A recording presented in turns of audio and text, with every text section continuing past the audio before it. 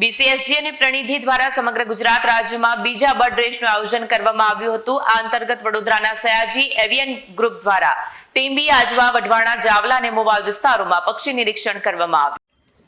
બીસીએસજી અને પ્રણિધિ દ્વારા સમગ્ર ગુજરાત રાજ્યમાં બીજા બર્ડ રેસનું આયોજન કરવામાં આવ્યું હતું। આ અંતર્ગત વડોદરાના સયાજી એવિયન ગ્રુપ દ્વારા ટીંબી, આંજવા, વઢવાણા, જાવલા અને મોવાલ વિસ્તારોમાં પક્ષી નિરીક્ષણ કરવામાં આવ્યું।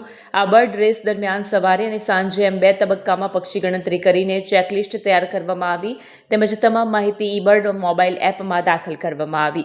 વડોદરા શહેર અને જિલ્લામાં કુલ 219 જાતના યાયાવર તથા સ્થાનિક પક્ષીઓની નોંધ લેવામાં આવી। નિરીક્ષણ દરમિયાન ટીંબી ખાતે દુર્લભ કાળી ડોક ઢોંક પક્ષી જોવા મળ્યું, જે ખાસ નોંધપાત્ર રહ્યું। આ ઉપરાંત સુધરી, ટપુસિયા, ગાજહંસ, સિંગપર, ચેતવા, પીયસણ, ભગતડા, બુલબુલ, તપખીરી, સંતાકુકડી, નકટો, સફેદ ડોક ઢાંક, ગયાણું, કાળી પૂંછ ગડેરા, પાનપટ્ટાઈ, કપાસી, ચીબરી, દેશી નીલકંઠ, નાનો કીચડિયો, સુરંગી, પાનબગલી અને કાબરો કલકલિયો જેવા વિવિધ પક્ષીઓ પણ નોંધાયા હતા। આ બર્ડ રેસ દ્વારા પક્ષી સંરક્ષણ અને જૈવ વૈવિધ્ય અંગે જનજાગૃતિ વધારવાનો મહત્વનો પ્રયાસ થયો હોવાનું આયોજકે જણાવ્યું હતું।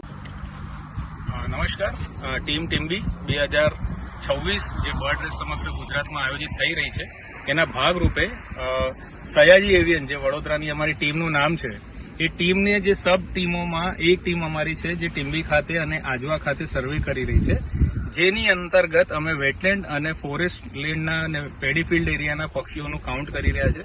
અમારી હમણાં ચેકલિસ્ટ બની રહી છે। લગભગ 70 ઉપર પક્ષીઓની નોંધણી કરવામાં આવી છે, જેમાં બ્લેક નેક સ્ટોર્ક જેવું દુર્લભ ગણાતું પક્ષી પણ આજે અમારા રેકોર્ડમાં આવ્યું છે। અને એ સિવાયના જલપ્લાવિત વિસ્તારના જુદા જુદા પક્ષીઓની પણ અમે ચેકલિસ્ટ ઈ-બર્ડમાં એની એન્ટ્રી અમે કરી છે।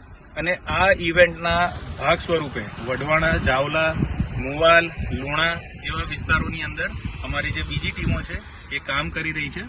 એક કાઉન્ટ અમારો સવારનો થશે અને એક કાઉન્ટ અમારો સાંજનો થશે। આ રીતે આ ચેકલિસ્ટ અમે સબમિટ કરીશું અને સમગ્ર ગુજરાત રાજ્યની અંદર આજના દિવસે જે બર્ડ રેસ થઈ રહી છે એમાં આજના દિવસે અમે એવું માનીએ છીએ ત્યાર સુધી 350 ઉપર પક્ષીઓની અલગ અલગ જાતો નોંધવામાં આવશે એવો અંદાજો લગાવવામાં આવી રહ્યો છે। આભાર। વિડીયો જર્નાલિસ્ટ મહેન્દ્ર સોલંકી સાથે સત્યા ટીવી ન્યૂઝ, વડોદરા।